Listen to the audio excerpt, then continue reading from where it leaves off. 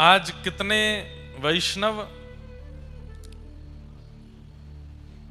गौवृत्ति हो गए पथमेड़ा गोधाम के कारण, पूज्य महाराज जी के कारण। कितने वैष्णव तो गौवृत्ति हुए ही, कितने वक्ता गौवृत्ति हो गए, कितने संत गौवृत्ति हो गए। गौवृत्ति का मतलब जो केवल शुद्ध वेद रक्षणा गौ माता के ही दुग्ध से उत्पन्न सामग्रियों का सेवन करें, ऐसी बाजार की कोई घी या बाजार की कोई दूध पैकेट आदि इन सब का प्रयोग ना करें। वेद लक्षणा गौ माता के ही गौ द्रव्यों से बने हुए सामग्री का जो सेवन करें वो गौवृत्ति है। यह भी एक अद्भुत श्रेष्ठ व्रत है कि व्यक्ति धारण कर ले कि अब मैं सामान्य दूध नहीं पीऊंगा, सामान्य घी का सेवन नहीं करूंगा, सामान्य कोई प्रसाद आदि मंदिर का आ जाए तो उसको सेवन करने में उसमें तो पदार्थ की बुद्धि ही नहीं रखनी है, वो तो प्रसाद है। पर अपनी सामान्य दिनचर्या में बाजार के पैकेट वाले दूध और आदि आदियों का सेवन नहीं, वेद लक्षणा गौ माता के ही गौ दुग्ध घी आदि से ही अपना जीवन यापन करना है, ये गौ व्रत है। अगर 125 करोड़ भारतीय हैं, हम कहते हैं अगर 20-25 करोड़ भारतीय भी अगर गौव्रती हो जाएंगे तो भारत में गौ हत्या जैसा जो महान कलंक हमारे भारत देश पर लगा है वो तुरंत नष्ट हो जाएगा, तुरंत अलग हो जाएगा। आज गौ माता के प्रति जो दुस्साहस भारत में हो रहा है वो किस लिए हो रहा है? क्योंकि हम लोग सोचते हैं कि सामान्यतया किसी भी वस्तु का सेवन करना है, बस अपना पेट भरना चाहिए। कोई भी घी ले आओ, कोई भी दूध ले आओ, कहीं से भी छाछ ले लो, कैसी भी सामग्री बना करके उसका सेवन कर लो। अगर 20-25 करोड़ भारतीय भी अगर संकल्प ले लें कि हम गौवृत्ति हो रहे हैं तो सरकार हिल जाएगी। भैया अब दूध नहीं पीते लोग, सामान्य घी नहीं खाते, क्यों? सबने गौव्रत धारण कर लिया। तो जिन गाय का आज ऐसा हाल पूरे भारत में कर रखा है, सरकार को ही जागना पड़ेगा कि भैया हमारे देश के लोगों के लिए गौ रक्षा अब आवश्यक है। क्या खाएंगे, क्या पिएंगे लोग? पर धीरे धीरे सब प्रयासरत हैं। हमने अभी तक गौव्रत तो नहीं धारण किया पर बहुत इच्छा है।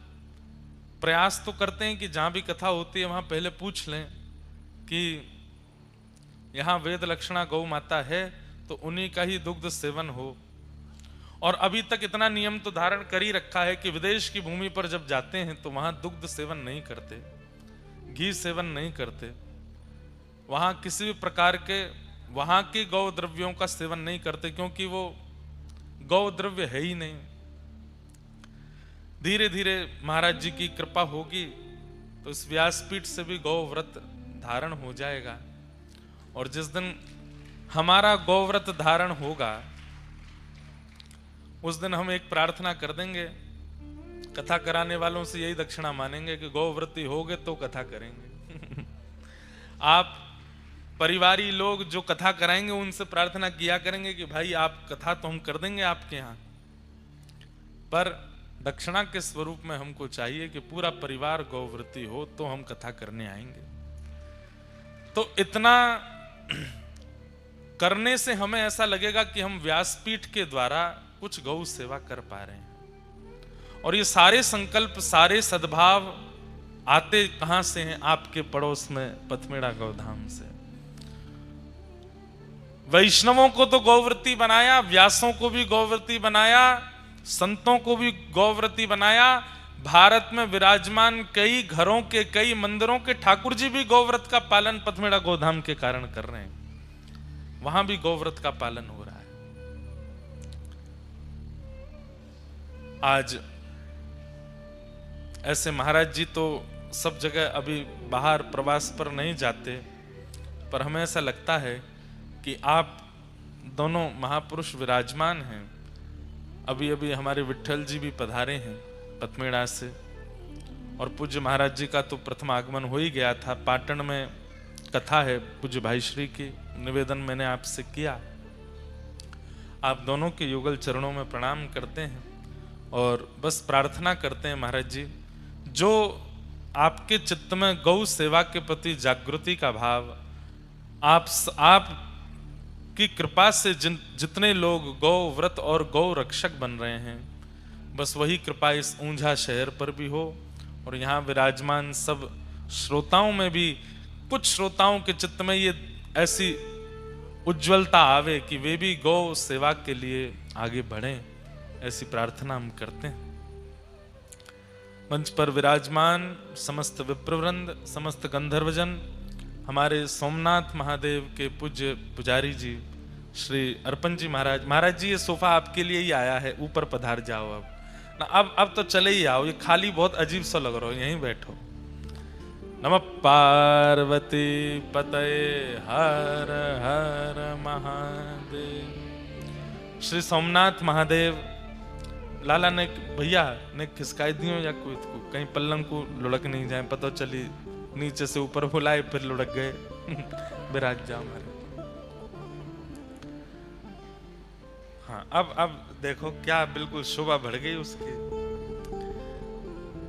आपको भी बारंबार प्रणाम। हमारे यजमान परिवार श्री केपी नायक परिवार, जिनके द्वारा ये भागवत की कथा उमिया माता के चरणों में श्री ऊंझा में हो रही है और ऐसी पावन तिथियों में हो रही है, हर दिन कुछ ना कुछ है। आज राधा वल्लभ जी का प्राकट्य दिवस, वृंदावन का अच्छा देखो, अब हमारे यहाँ ऐसा है कि वृंदावन में सारे संप्रदाय हैं, गौड़िया वैष्णव संप्रदाय भी है, हरिवंश संप्रदाय भी है, हरिदास संप्रदाय भी है, रामानंद संप्रदाय भी, रामानुज संप्रदाय भी, सारे संप्रदाय हैं। सबके भाव से अब अलग अलग भाव आते हैं। सबका मत है कि उनके आचार्यों ने वृंदावन को प्रकट किया। हम सबके भाव से, अब इसमें कई लोग कहते हैं महाराज जी, वो लोग तो कहते हैं तब वृंदावन प्रकट हुआ, ये लोग कहते हैं अब वृंदावन प्रकट हुआ, कोई कहते हैं अब मैंने कि तुमको तो 4 बार मालपुआ खाने को मिल रहे हैं, काहे को दिक्कत हो रही है? 4 बार वृंदावन प्रकट उत्सव साल में अगर मन रहा है तो दिक्कत क्या है? 4 बार आपको लडुआ खाने को मिल रहे हैं, बढ़िया बधाई मिल रही है। हम तो कह रहे हैं कि हर दिन वृंदावन प्रकट उत्सव होना चाहिए। इस बात का द्वंद्व क्यों हो कि भाई कब हुआ वास्तविक, क्या करना है? ठीक है, हर दिन वृंदावन प्रकट है, बाकी हमारी बात मानो तो वृंदावन प्रकट वो हुए जो थे नहीं। श्री राधारमण लाल जी शालिग्राम स्वरूप में थे, गोपाल भट्ट गोस्वामी जी के प्रेम से शालिग्राम जी से प्रकट हो गए। प्रकट होने से पहले श्री राधारमण जी का दर्शन नहीं था, बिहारी जी का पूर्व में दर्शन नहीं था, स्वामी श्री हरदास जी ने प्रकट किया। तो जिनका पूर्व में दर्शन नहीं है उनको प्रकट किया गया, पर वृंदावन तो अनादि है। वृंदावन जिसे आप दर्शन करते हैं वो ब्रह्मा जी ने नहीं बनाया है, वो विश्वकर्मा ने नहीं बनाया है, वो भगवान की संरचना भी नहीं है, वो किशोरी जी के हृदय से प्रकट हुआ है, किशोरी जी के हृदय से उसका प्रादुर्भाव हुआ है। और नित्य गोलोक धाम में श्रीधाम वृंदावन व्यवस्थित है, ऐसा ही वैसा ही वृंदावन लेकर के ठाकुर जी धराधाम पर पधारे। तो वृंदावन तो पूर्व से ही था, फिर आचार्य चरणों ने जा करके वृंदावन की खोज की, उसका प्राकट्य किया। उसी श्रृंखला में आज के दिन श्री हितरवंश महाप्रभु अपने प्राण धन श्री राधा वल्लभ लाल जी को लेकर के वृंदावन पहुंचे। तो आज श्री राधा वल्लभ लाल जी का पाटोत्सव भी है और वृंदावन प्रकटोत्सव भी है। उस भाव से आज के दिवस की हम लोग बलिहारी जा रहे हैं। देवबंद एक स्थान है,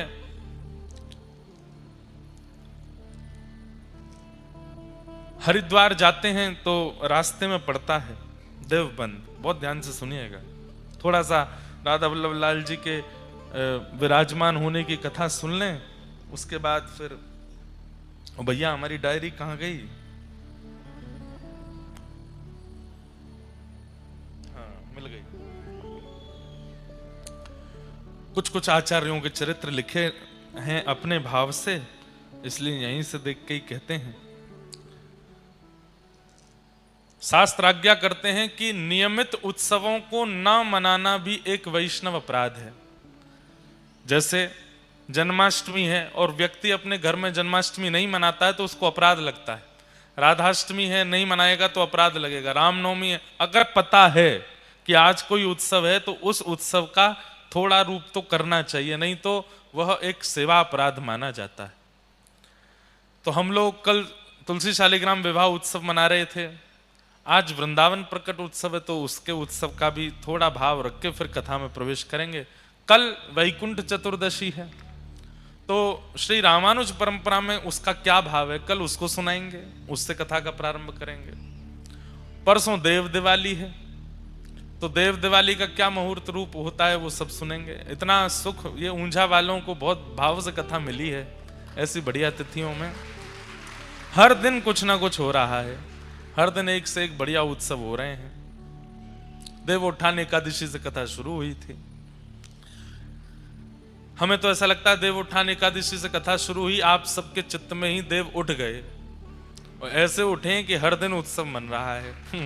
तो वृंदावन प्रकट उत्सव में श्री राधा वल्लभ लाल जी कैसे विराजमान हुए उसकी कई कथाओं में हमने सुनाया है, पर ऊंझा में गुजरात में आज कथा हो रही है तो यहाँ थोड़ा सा उसका भाव कह देते हैं। आप सब लोग बड़े ध्यान से बड़े प्रेम से श्रवण करें। जय विराजमान जी।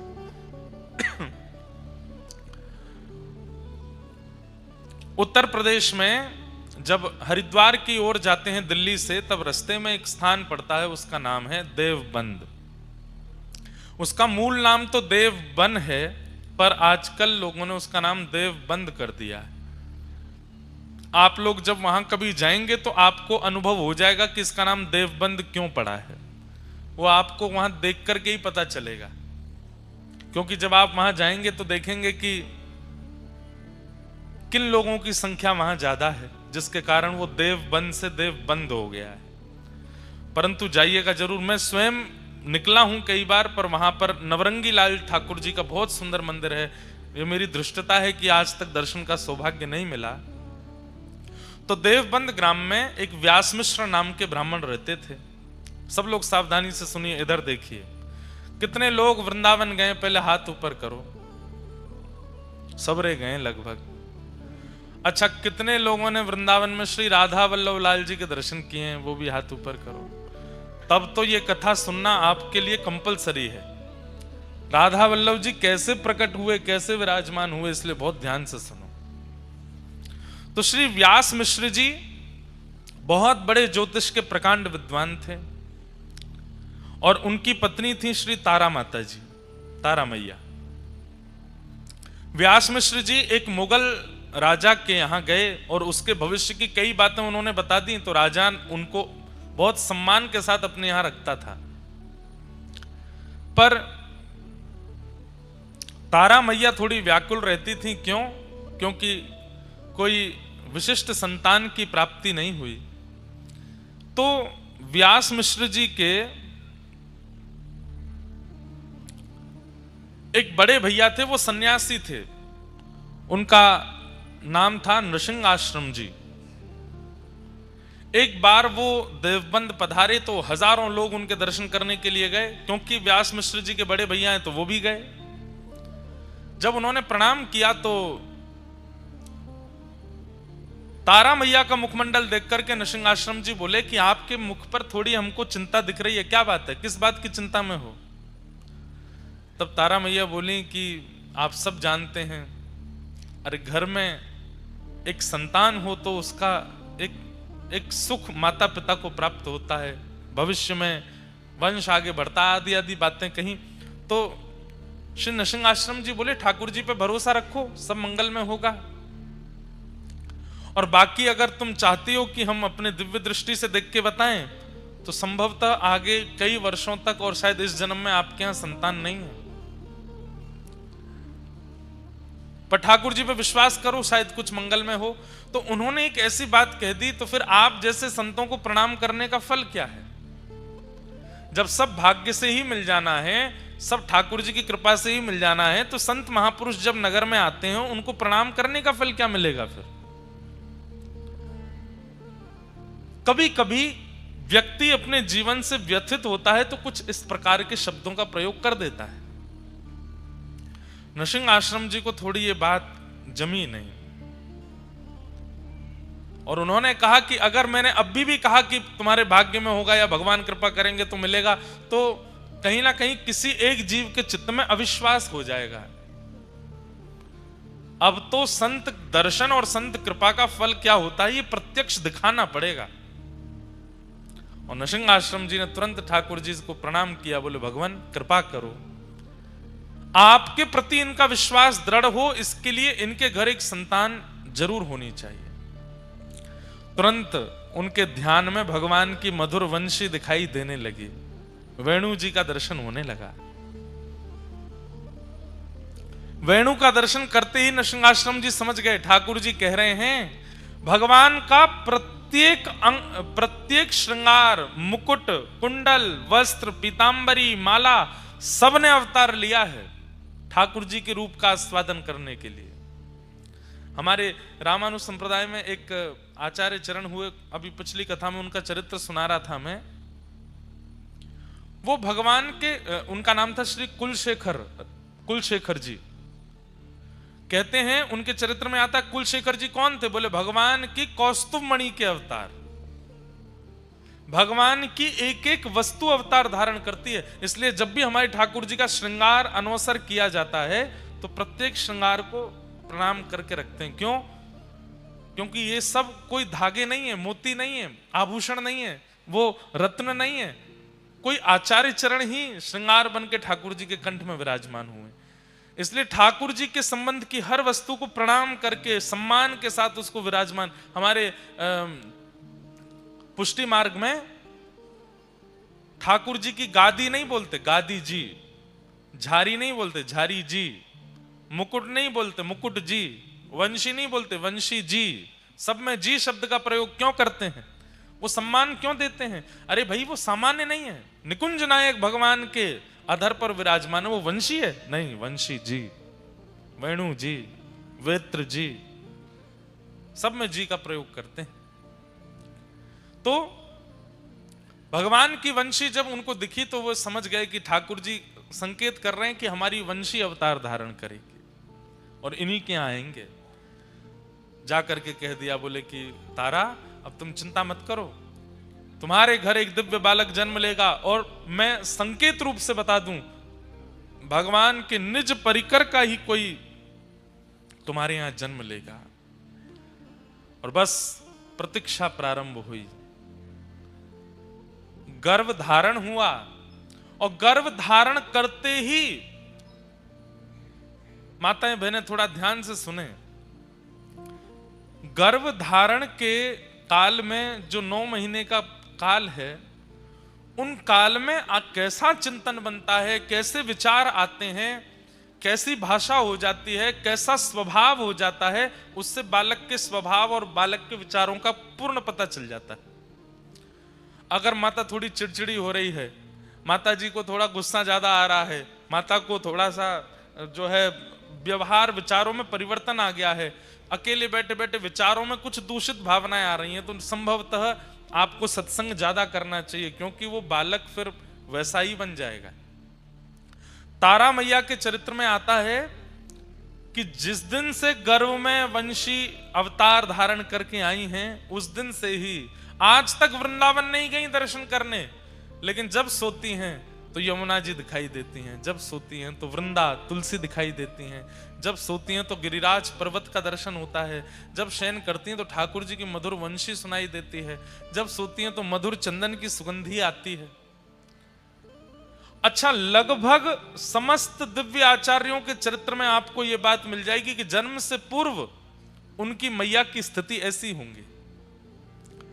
चैतन्य महाप्रभु वो तो भगवान ही, राधा कृष्ण तनु ही एक भय, तो चैतन्य महाप्रभु प्रकट भय।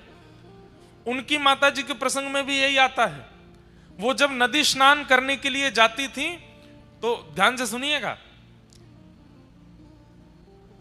श्रीमद चैतन्य महाप्रभु की मैया जब नदी स्नान करने के लिए जाती मायापुर में नदिया में, तो कम से कम 2 गांव दूर एक महापुरुष नदी में नित्य तुलसी अर्पण करते थे। तो वो नदी बहती थी ऐसे, लेकिन वो तुलसियां जाती थी उल्टी, और जैसे ही वो मैया आकर के नदी में स्नान करती, वो तुलसियां जाकर के जैसी मैया भीतर प्रवेश करती, उनके गर्भ के चारों ओर तुलसी भ्रमण करने लगती। वो देख करके वो आश्चर्यचकित हो जाती, ये पुष्प तुलसी मेरे गर्भ की परिक्रमा क्यों करते हैं। जब किसी दिव्य वैष्णव भक्त या दिव्य बालक का अवतरण होने वाला होता है, उसके प्रसव काल में ही मैया को अनुभव हो जाता है कि वो कैसा है। तारा मैया उठ जाती हैं और व्यास मिश्र जी से कहती हैं, मुझे यमुना जी का दर्शन होता है, मुझे मधुर वृक्षों के दर्शन होते हैं, गिरिराज जी का, मैं तो कभी व्रज गई नहीं, फिर मुझे व्रज का स्मरण क्यों होता है। और स्मरण ही नहीं होता, व्याकुलता होती है, चित्त में विरह होता है कि मुझे कोई लेकर के वृंदावन चले और मैं वृंदावन जाऊं। व्यास मिश्र जी, आप कुछ योजना बनाइए ना, मुझे लेकर के वृंदावन चलिए। व्यास मिश्र जी बोले, अभी आपके गर्भ में बालक है, ऐसी अवस्था में वृंदावन कैसे, अब तो जिद हो गई, हट हो गया, नहीं वृंदावन जाना। व्यास मिश्र जी ने राजा से कहा, जो मुगल राजा था, कि हमें अपनी पत्नी को वृंदावन लेकर के जाना है, आप आज्ञा दें। तो राजा ने कहा, आप रुक जाइए, कुछ दिन में हम आगरा जाने वाले हैं किसी कार्य से, और हमारे साथ पूरी सेना जाएगी, पालकियां जाएंगी, आपकी पत्नी गर्भवती है, पालकी में हम ले चलेंगे। और वो समय आया और व्यास मिश्र जी अपनी पत्नी के साथ वृंदावन गए। जैसे ही वृंदावन गए, वृंदावन का दर्शन करके आनंदित हो गए मैया। संध्या काल का समय हुआ, वृंदावन से निकलने के लिए जैसे ही उद्भत हुए, आगरा के लिए जा रहे थे, व्रज की सीमा पार नहीं कर पाए। प्रसव पीड़ा हुई मां को, इतनी वेदना हुई, इतनी पीड़ा हुई कि वहीं रुकना पड़ा। अब जो जहां पर हमारे महाप्रभु जी का प्राकट्य हुआ, हितरवंश महाप्रभु का बाद गांव, वो व्रज का अंतिम गांव है। उसके बाद फिर आगरा की सीमा लग जाती है संभवतः, और व्रज विश्राम हो जाता है। वहीं पहुंची है मैया, पालकी वहीं रखनी पड़ी। सबने कहा क्या हुआ, तो प्रसव पीड़ा हो रही थी। मैया को लेकर के पास के गांव में गए, उसी को बाद गांव कहते हैं। वहां ले जाकर के ग्रामवासियों ने मैया को घेर लिया और राजा से कहा, आप अपने कार्य से आगरा जाइए, अब हम तो आगे की यात्रा नहीं कर पाएंगे, हमें यहीं रुकना पड़ेगा। ठाकुर जी ने कैसी योजना बनाई कि आचार्य चरण का प्रादुर्भाव व्रज से बाहर ना हो, व्रज में ही हो जाए। और पावन तिथि आई और बाद गांव में श्री ठाकुर जी के वंशी के अवतार हितरवंश महाप्रभु का प्रादुर्भाव हुआ, प्राकट्य हुआ। नाम उनका हरिवंश रखा गया, हरिवंश बालक। अच्छा, नाम भी हरिवंश क्यों रखा गया? हरिवंश इसलिए रखा गया क्योंकि इनका वंश आगे बढ़ नहीं रहा था। व्यास मिश्र जी का वंश आगे बढ़ नहीं रहा था, लेकिन इनके बड़े भैया ने कहा कि हरि तुम्हारा वंश बढ़ाएंगे आगे, तुम्हारा वंश आगे है नहीं। ज्योतिष शास्त्र के अनुसार और तुम्हारे माथे की रेखा से तुम्हारा वंश आगे बढ़ने वाला नहीं है, पर हरि तुम्हारा वंश आगे बढ़ाएंगे, इसलिए इसी संबंध से अपने बालक का नाम रखना। तो उन्होंने नाम ही बालक का रखा हरिवंश, श्री हरिवंश, बालक हरिवंश। हरिवंश बालक का जन्म हुआ, भगवान के वंशी के अवतार। बंधुओं, ठाकुर जी के वंशी के अवतार श्री हितरवंश महाप्रभु और किशोरी जी के वंशी के अवतार श्री वंशी अली जी महाराज, जिनका प्राकट्य दिल्ली में हुआ। उनका चरित्र भी हमने सुनाया है। भगवान की कृपा से आचार्यों के चरित्र कहते ही रहते हैं, इतना सुख मिलता है। ठाकुर जी के वंशी प्रकट हुए हरिवंश महाप्रभु के रूप में। धीरे धीरे आप बड़े होने लगे। आपकी जो चेतनाएं थी, आपकी जो इच्छाएं थी, वो बड़ी सामान्य बालकों से विलग। आप मंदिर के द्वार पर बैठे रहते, पिताजी ठाकुर जी की सेवा करते थे, उन्हीं को ही देखते रहते और मन में इच्छा प्रकट करते कि पिताजी सेवा में अंदर बुलाएंगे, लेकिन छोटे बालक जानकर के पिताजी सेवा में नहीं बुलाते थे।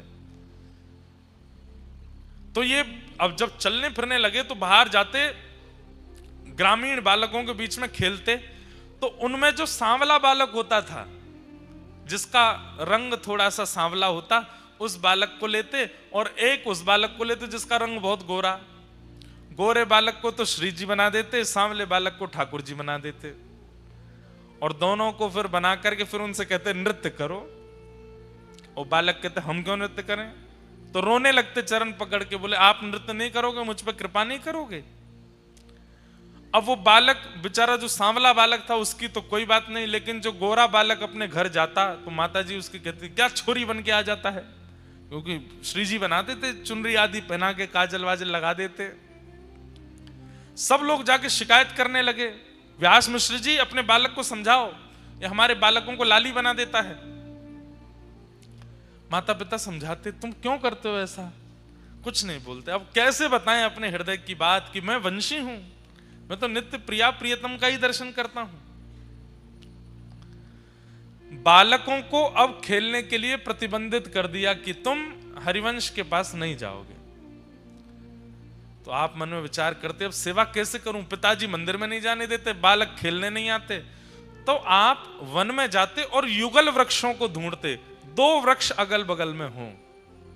सोचिए, प्राण बसते हैं वैष्णवों की सेवा में, सेवा के बिना रह नहीं पाते ठाकुर जी के। युगल वृक्ष जैसे ही देखते तो तुरंत जाते और एक वृक्ष को ठाकुर जी बना देते, एक वृक्ष को श्री जी बना देते, और उन्हीं की परिक्रमा करते, उन्हीं का भोग लगाते, उन्हीं का श्रृंगार करते, युगल वृक्ष की सेवा करते। बंधुओं, सेवा ठाकुर जी स्वीकार करते हैं, इसका प्रमाण क्या था कि पिताजी ने 56 भोग धरे हैं मंदिर के ठाकुर जी के आगे, और 56 भोग धरने के बाद जैसे ही पर्दा किया, यहां हरिवंश बालक बाहर जाते और बाहर ठाकुर जी को जाकर के फल का भोग पधराते। यहां पिताजी जैसे ही आके पर्दा हटाते, 56 भोग अंतर ध्यान हो जाते, फल प्रकट हो जाते मंदिर के ठाकुर जी के सामने। क्यों? ठाकुर जी वो पाते जो हरिवंश बालक पवाता था। ऐसी आपकी सेवा स्थिति होने लगी। एक दिन आप इतने व्याकुल हो गए, बोले नाथ मुझे प्राप्त नहीं होगे, मुझे मिलोगे नहीं। तभी ठाकुर जी ने स्वप्न आदेश किया कि तुम्हारे घर के पीछे कुआं है, उसमें हमारा स्वरूप है, जाओ ले लो। नींद से उठते ही दौड़े और दौड़ करके कुआं में ही कूद गए। सब लोगों ने देखा, पीछे पीछे दौड़े, हरिवंश बालक कुआं में गिर गए, हरिवंश बालक कुआं में गिर गए। दौड़ करके जाकर के देखा तो उस कुएं में जल नहीं था, लेकिन जैसे ही सबने झांक करके देखा, श्री नवरंगी लाल ठाकुर जी आज भी देवबंद में विराजमान हैं, उनको हृदय से लगाए श्री हरिवंश बालक बैठे हैं, और जिस कुएं का जल सूख गया था, अपने आप उसमें जल आ गया, और वो जल की परत ठोस हो गई और हरिवंश बालक को लेकर के ऊपर की ओर आ रही थी। ये दृश्य देख करके सब गांववासी चौंक गए, और श्री नवरंगी लाल जी विराजमान हुए। बोलो राधा नवरंगी लाल की। इनका विवाह हो गया और रुक्मणी बाई जी के साथ में इनका विवाह हुआ, जिनसे प्रथम पुत्र हुए, जिनका नाम हुआ श्री वनचंद्र जी।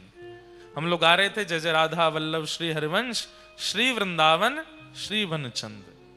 इनके प्रथम पुत्र श्री वनचंद्र जी रुक्मणी बाई से जन्मे, और अब दोनों ही ऐसे एक जैसे हो गए। दोनों पति पत्नी मिलकर के ठाकुर जी की सेवा करने लगे। कुछ समय व्यतीत हो जाने के बाद, मैं सूक्ष्म में ही सुना रहा हूं, बहुत बड़ा चरित्र, 3 दिन लगते हैं बोलने में। धीरे धीरे अब आपका मन विरक्ति होने लगा कि अब बहुत दिन हो गए, अब ब्रज से दूर रह नहीं पा रहा मैं। अच्छा, आपका जन्म हुआ, जन्म के बाद फिर वापस माता पिता आपको लेकर देवबंद आ गए थे। अब इनकी इच्छा हुई कि मैं वृंदावन जाऊं। तब किशोरी जी ने इनको स्वप्नादेश किया कि अब आप वृंदावन जाओ, सब छोड़ करके वृंदावन जाओ। आपने पत्नी से कहा कि श्री जी की आज्ञा हो गई, अब मैं वृंदावन जा रहा हूं। पत्नी ने कहा हम क्या करें? बोले नवरंगी लाल जी की सेवा करो, प्रेम से सब व्यवस्थित करो। आप जैसे ही निकले घर से वृंदावन की ओर, तो रास्ते में एक गांव पड़ा जिसका नाम था चित्थावल। वहां आप रात्रि शयन के लिए रुके, तो आपको पता चला कि यहां तो एक दिव्य ठाकुर जी के युगल स्वरूप की सेवा होती है। और आप जैसे ही दर्शन करने के लिए गए तो चित्तावल में जो युगल सरकार विराजमान थे वही थे श्री राधा वल्लभ लाल, श्री राधा वल्लभ लाल जी। ये व्रज से दूर है चित्तावल, वहीं देवबंद के आसपास है। आत्मदेव नाम के ब्राह्मण रहते थे। उन आत्मदेव ब्राह्मण ने शंकर जी की आराधना की। सब लोग इधर देखो, ध्यान से सुनो। और शंकर जी की इतनी आराधना की कि शंकर जी प्रसन्न होकर प्रकट हो गए और प्रकट होकर के बोले, वरदान मांगो, क्या चाहिए। तो आत्मदेव जी बोले, आपके हृदय को जो सबसे प्रिय लगता हो वो मुझे दे दो। शंकर जी बोले, ये क्या मांग लिया आपने। बोले, अब तो वही चाहिए जो आपके हृदय को सबसे प्रिय है। तो महादेव श्वेतद्वीप गए और जिन ठाकुर जी की सेवा स्वयं महादेव अपने हाथ से करते हैं उन श्री राधा वल्लभ लाल जी को ला करके आत्मदेव को प्रदान किया। ये राधा वल्लभ जी कौन है? महादेव के ठाकुर जी हैं। इसलिए हम कभी कभी कहते हैं कि महादेव के मंदिर में जाओ, हमारे सोमनाथ महादेव के पास जाओ और जाकर के पहले खूब कह दो ओम नमः शिवाय, खूब कह दो नमः पार्वती पतये हर हर महादेव, खूब जो शिव जी की आराधना करते हो जिस प्रकार से सब कह लो, अपनी पहले पूरे मन की सारी इच्छाएं कर लो। लौटते समय हमारी कही एक बात मान लो, जब आप मंदिर से दर्शन करके लौटो तो अंतिम बार जब देख रहे हो वापस निकलने से पहले, तब एक बार कह दो, बोलो श्री राधा वल्लभ लाल की। महादेव प्रसन्न हो जाते हैं। क्यों? उनकी सेवा के ठाकुर जी हैं राधा वल्लभ जी। कथा आती है कि एक बार नारद जी और गरुड़ जी दोनों को अपने ऊपर अभिमान हो गया कि हमसे बड़ा कोई भक्त नहीं है। तो ठाकुर जी ने आज्ञा की कि चलिए एक काम कीजिए। बोले, क्या? श्वेत द्वीप घूम के आओ। 7 द्वीप है ना, हम लोग जिस द्वीप में रहते हैं उसको जम्बू द्वीप कहते हैं, ऐसे एक श्वेत द्वीप है। श्वेत द्वीप जाओ और वहां के भक्तों का दर्शन करके आओ। तो श्वेत द्वीप जब नारद जी और गरुड़ जी पहुंचे तो वहां इन्होंने क्या देखा? राधा वल्लभ लाल जी मंदिर में विराजमान हैं। देवादिदेव महादेव सुंदर आरती उतार रहे हैं, घंटे घड़ियाल बजा रहे हैं। कार्तिकेय जी और श्री गणपति जी सुंदर भोग सामग्री उठा उठा करके ला रहे हैं, राधा वल्लभ जी के सन्मुख पधरा रहे हैं। पार्वती जी सुंदर सामग्री सिद्ध कर रही हैं और लाखों की तादाद में वैष्णव खड़े होकर के राधा वल्लभ जी का दर्शन कर रहे हैं। महादेव मुख्य पुजारी बन करके राधा वल्लभ जी की सेवा कर रहे हैं। श्वेत द्वीप में दूर खड़े होकर के नारद जी और गरुड़ जी इसका दर्शन कर रहे थे। जैसे ही आरती पूरी हुई, आरती के बाद कपाट बंद हुए। कपाट बंद होते ही जितने दर्शनार्थी थे सब मूर्छित होकर गिर पड़े। केवल 2 खड़े रह गए। कौन? नारद जी और गरुड़ जी। अब ये दोनों एक दूसरे को चेहरा देखें, ये क्या हुआ? ये सब एक साथ मूर्छित हो गए। सबके पास जाकर के श्वास देखी, नब्ज देखी तो सबके प्राण जा चुके हैं। ये तो घबरा गए नारद जी। बोले, ये क्या हो गया? थोड़ी देर में शंकर जी फिर आए और फिर से जैसे ही कपाट खोले, कपाट खुलते ही सब पुनः जीवित होकर खड़े हो गए। नारद जी ने जाके शंकर जी को प्रणाम करके कहा, भगवान ये कैसी लीला?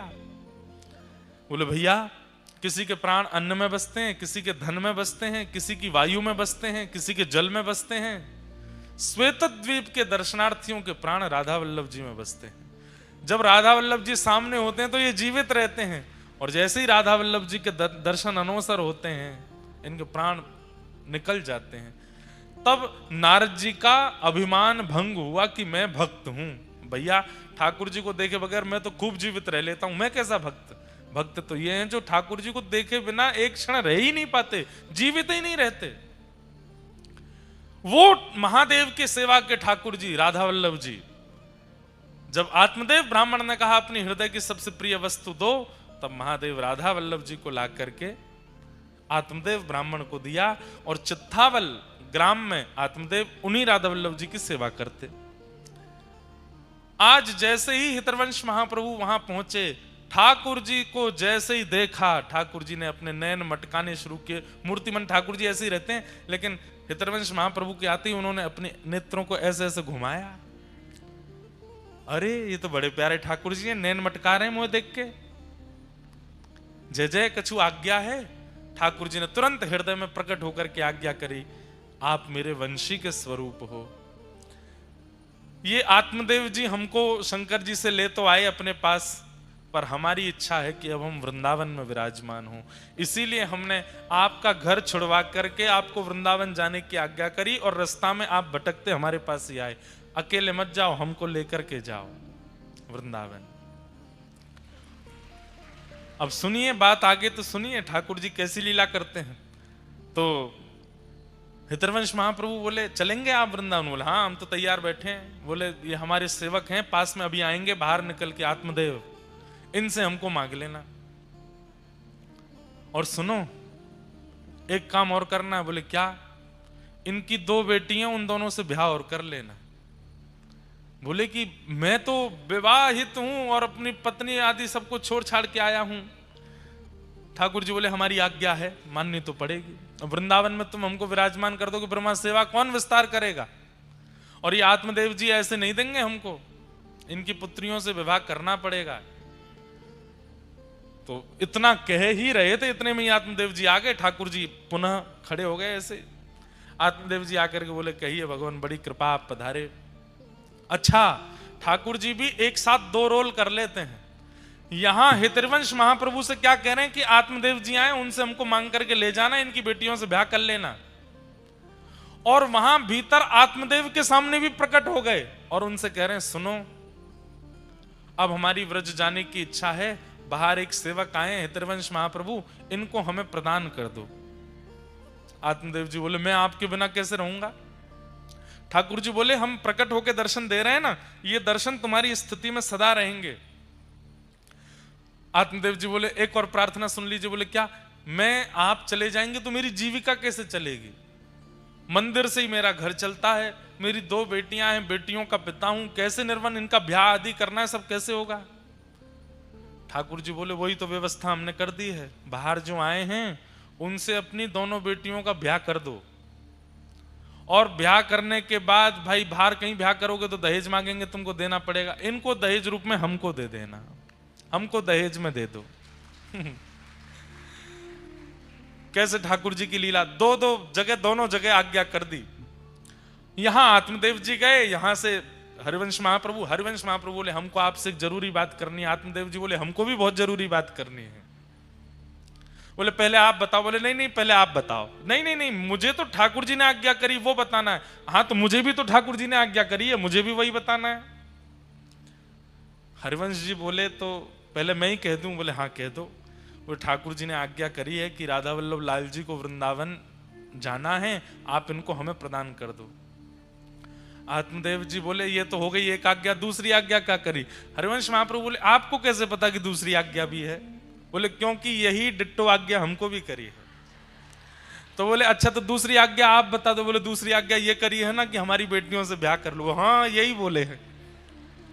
और बोले फिर ये भी बोले हैं कि दहेज में हमको दे दो। कैसे ठाकुर जी हैं, अद्भुत लीला करते हैं। महाप्रभु जी ने दोनों कन्याओं से विवाह कर लिया। उनके नाम कृष्णदासी और मनोहारी दासी, उन दोनों से विवाह किया और दहेज में मिले श्री राधा वल्लभ लाल जी। आप लोग जब वृंदावन प्रकट जो भजन है वृंदावन प्यारो वृंदावन, उसकी वीडियो देखेंगे, उसमें सूक्ष्म सूक्ष्म आचार्यों के चरित्र दिखाए हैं। उसमें जब आप देखोगे तो आप राधा वल्लभ जी का प्रसंग देखना, आज देखना जाके कैसे महाप्रभु जी विराजमान होते हैं।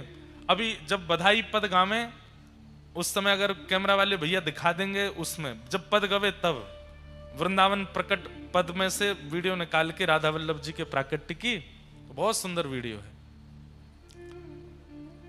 ठाकुर जी बढ़िया बैलगाड़ी में विराजमान भये, दोनों कृष्णदासी और मनोहारी दासी दोनों पत्नियों को विराजमान करके हितरवंश महाप्रभु राधा वल्लभ जी को लेकर के, और इतना ही नहीं खूब धन धान्य दिया, खूब संपत्ति प्रदान की। लाल जी जा रहे हैं वृंदावन, खूब बढ़िया ठाट से विराजेंगे। श्री हितरवंश महाप्रभु ठाकुर जी को लेकर के पहले वृंदावन पधारे, वृंदावन की सीमा पे ही रुक गए। वृंदावन बंधुओं, उस काल में जब राधा वल्लभ लाल जी विराजे थे, उस काल में भय का केंद्र था। क्या था? दिल्ली से आगरा जाने वाले लोग वृंदावन से सोचते थे दिन ही दिन में निकल लो, शाम नहीं होनी चाहिए। क्यों? बड़े बड़े चोर डकैत आदि आदि सब रहते थे वृंदावन। और एक और बात, आगरा से दिल्ली और दिल्ली से भी आगे तक बड़े बड़े जहाज यमुना जी में चलते थे। खूब विशाल स्वरूप था यमुना जी का। तो खूब बड़े बड़े व्यापारियों का व्यापार जहाज के द्वारा, आपके गुजरात में है ना, मुंद्रा पोर्ट है और भी हैं। उस समय पर वृंदावन भी एक पोर्ट था, बहुत बड़ी यमुना जी थी, तो जहाज जाते थे बड़े बड़े। और वृंदावन में जो जहाज तनिक रुक जाता था उसको लूट लिया जाता था। ऐसी स्थिति थी वृंदावन की जब राधा वल्लभ जी पधारे। उस काल में श्री हितरवंश महाप्रभु पधारे और आपने आकर के मन में विचार किया कि अब ठाकुर जी को कहां विराजमान करें। तब आप पूरे वृंदावन में घूमे और सब जगह ढूंढते ढूंढते ढूंढते तभी पहुंचे ऊंची ठौर। एक ऊंचा सा टीला था और यहां के जो वृक्ष वल्लरियां थी वो सामान्य नहीं थी। कैसी थी? वो स्थिर नहीं रहती। जैसे वृक्ष क्या स्थिर रहता है, आपको हटाना पड़ता है, लेकिन जैसे ही आप आगे चलो वृक्ष अपने आप हट रहे हैं, अपने आप रास्ता दे रहे हैं, अपने आप छाया बना रहे हैं। ऐसे मूवेबल वृक्ष थे ऊंची ठौर के। जब हितरवंश महाप्रभु ने उन वृक्षों के कुंजों को देखा, बोले ये बढ़िया जगह, उसी का नाम रखा मदन टेर। और श्री राधा वल्लभ लाल जी को लेकर के श्री हितरवंश महाप्रभु जी ने आज ही के दिन वहां विराजमान किया। बोलो राधा वल्लभ लाल की। एफ ले लो। और जब प्रथम बार श्री हितरवंश महाप्रभु का चरित्र कहा था, तब ठाकुर जी श्री राधा वल्लभ लाल जी के विराजमान के लिए ये एक बधाई प्रकट करके गाई थी। वही बधाई आज गा देते हैं। आप सब लोग भी खूब भाव से राधा वल्लभ लाल जी को प्रणाम करना। हो आयो राधा वल्लभ लाल, आयो राधा वल्लभ लाल, आयो राधा वल्लभ लाल, आयो राधा वल्लभ लाल, हे आयो राधा वल्लभ लाल, आयो राधा वल्लभ लाल। बधाई बाज रही, बधाई बाज रही, बधाई बाज रहे, बधाई बाज रही। हो आयो राधा वल्लभ लाल, आयो राधा वल्लभ लाल, आयो राधा वल्लभ लाल, आयो राधा वल्लभ लाल। हे बधाई बाज रहे, बधाई बाज रही, हाँ बधाई बाज रहे, बधाई बाज रही।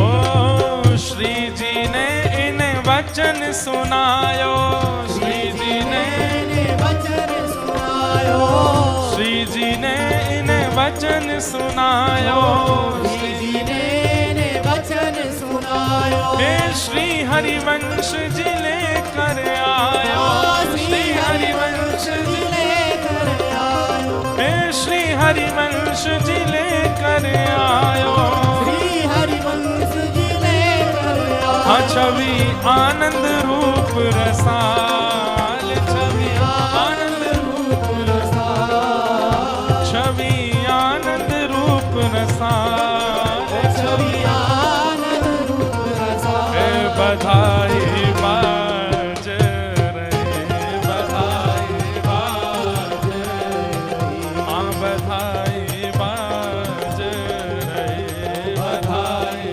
बाज। आइए ओ आयो राधा वल्लभ लाल, आयो राधा वल्लभ लाल, हे आयो राधा वल्लभ लाल, आयो राधा वल्लभ लाल। हे बधाई बाज रहे, बधाई बाज रही, बधाई बाज रहे, बधाई बाज रही। श्री राधा वल्लभ लाल।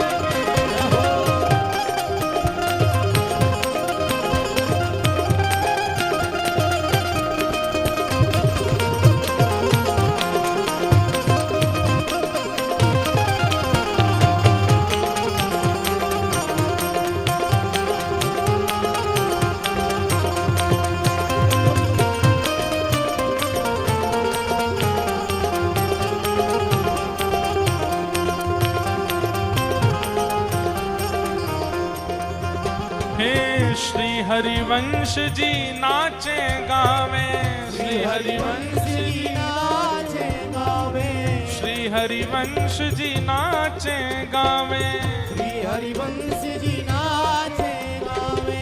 भर भर के बधाई लुटावे, भर भर के बधाई लुटावे, भर भर के बधाई लुटावे, भर भर के बधाई लुटावे। आज मेरे मन में सुबह ही पता चली मुकू, अगर कल भी दिमाग में आगे हो तो कि आज राधा वल्लभ जी को प्राकट्य दिवस है तो हम आज खूब सुंदर बधाई उत्सव करते, पर कोई बात नहीं, कल कथा में ठाकुर जी का प्राकट्य होना ही है, तो आज की भी बधाई, कल डबल बधाई मिलेगी आपको। ठाकुर जी के जन्म की भी बधाई, राधा वल्लभ जी के जन्म की भी बधाई।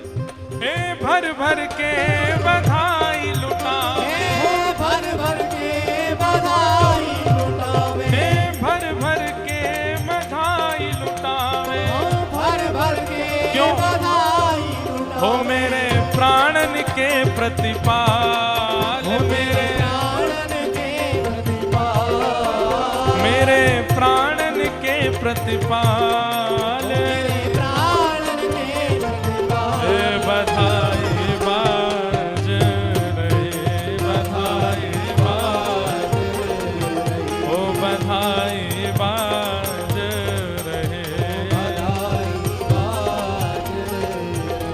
ओ आयो राधा वल्लभ लाल, आयो राधा वल्लभ लाल, हे आयो राधा वल्लभ लाल, आयो राधा वल्लभ लाल। हे बधाई बाज रहे, बधाई बाज रहे, ओ बधाई बाज रहे, बधाई हो।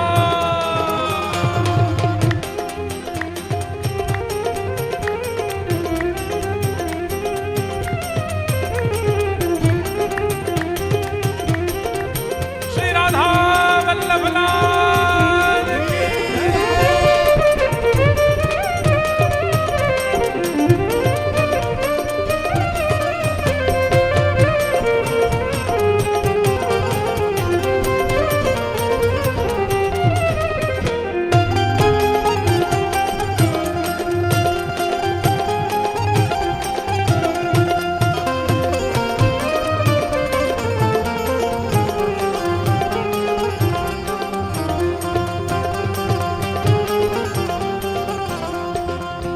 हे वृंदावन में बाजी बधाई, वृंदावन में बाजी बधाई, वृंदावन में बाजी बधाई, वृंदावन में बाजी बधाई। श्री राधा वल्लभ सी निधि जो पाई, राधा वल्लभ सी निधि जो पाई, श्री राधा वल्लभ सी निधि जो पाई, राधा वल्लभ सी निधि जो वो सब नाचे दे दे ताल, सब नाचे दे दे ताल, सब नाचे दे दे ताल, सब नाचे दे देता। हे बधाई बाज रहे, बधाई बाज रहे, बधाई बाज रहे, हे आयो, ओ आयो, हे आयो राधा वल्लभ लाल, आयो राधा वल्लभ लाल, ओ पायो राधा वल्लभ लाल, हे बधाई बाज रहे, बधाई बाज रहे, हे बधाई बाज रहे। और 7 बेर भोग 5 बेर आरती, 7 बेर भोग 5 बेर आरती, 7 बेर भोग 5 बेर आरती, 7 बेर भोग पाँच बेर आरती, हित सजनी ऐसी सेवा समारती, हित सजनी ऐसी सेवा सेवा हित सजनी ऐसी सेवा समारती, हित ओ ये तो लाड प्यार प्रतिपाल, ये तो लाड़ प्यार ओ ये तो लाड प्यार प्रतिकाल, लाड़ प्यार हाँ बधाई बाज रहे, बधाई बाज ओ आयो, हे आयो, ओ आयो राधा वल्लभ लाल, हे पायो राधा वल्लभ लाल, हे बधाई बाज रहे, बधाई बाज रहे। और अब लाल जी, राधा वल्लभ लाल जी जब विराजमान हुए वृंदावन में, तो ब्रजवासी सब गए बधाई मांगवे के काजे। और सब ब्रजवासी श्री हितरवंश महाप्रभु से क्या बधाई मांग रहे हैं, ध्यान से सुनो।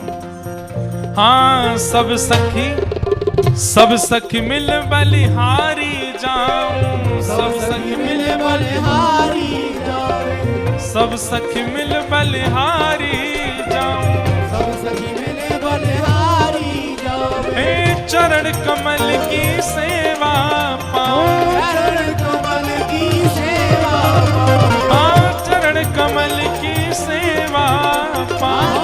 चरण कमल की और सेवा पावे, सब ब्रजवासी हितरवंश महाप्रभु से कह रहे हैं क्या, ओ हमें रखियो सेवादार, हमें रखियो सेवादार, हमें रखियो सेवादार, हमें रखियो सेवादार, हे बधाई बाज रहे, बधाई बाज, हाँ बधाई बाज रहे, बधाई आओ, हाँ आयो, ओ आयो, ओ आयो राधा वल्लभ लाल, आयो राधा वल्लभ लाल, ओ आयो राधा वल्लभ लाल, आयो राधा वल्लभ लाल, हे बधाई बाज रहे, बधाई बाज, बधाई बाज रहे, जय जय राधा वल्लभ श्री हरिवंश, राधा वल्लभ श्री हरिवंश, जय जय राधा वल्लभ श्री हरिवंश, राधा वल्लभ श्री हरिवंश, ओ जय जय राधा वल्लभ लाल, जय जय हे आयो राधा वल्लभ लाल, आयो हे बधाई बाज रहे, बधाई बाज, बधाई बाज रहे, बधाई बाज। जय जय श्री राधे, जय जय श्री राधे, जय जय श्री राधे, श्री राधा वल्लभ लाल की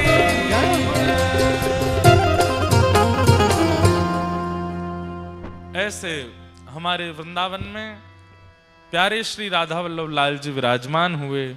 आज के उनके पाटोत्सव की पुनः पुनः आप सबको बधाई हो, बधाई बधाई हो, बधाई बधाई हो, बधाई।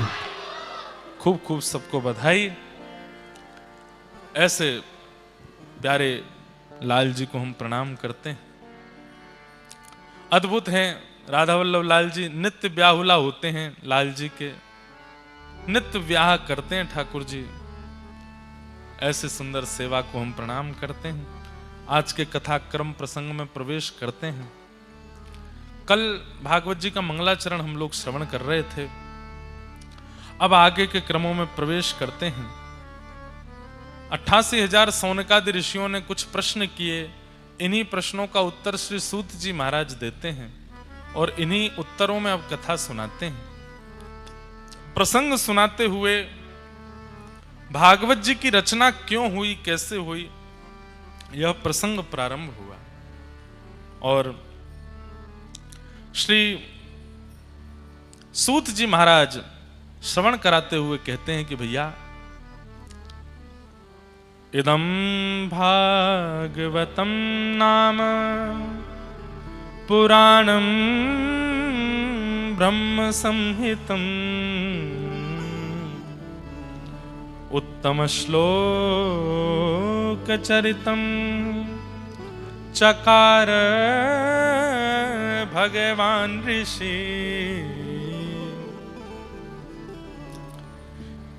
किसी भी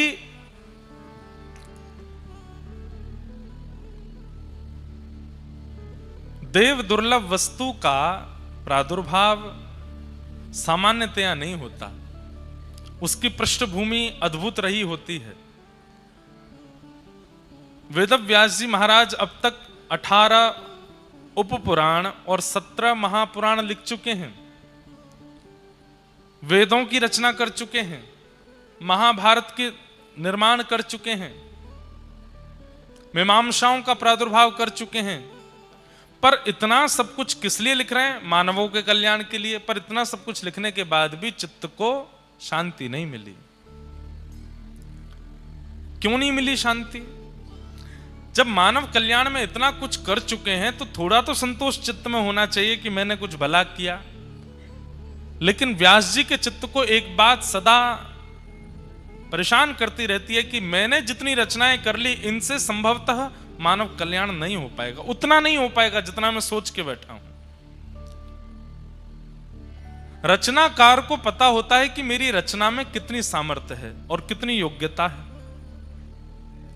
अगर किसी ने कुछ बनाया और आप उसकी झूठी प्रशंसा करने लगते हैं तो उसको पता चल जाता है कि इतने बढ़िया हैं नहीं, जबरदस्ती बोल रहे हैं। क्योंकि निर्माणकर्ता को पता होता है कि जो वस्तु बनी है वो उसकी इच्छा, योजना और परिकल्पना पर खरी उतरती है कि नहीं।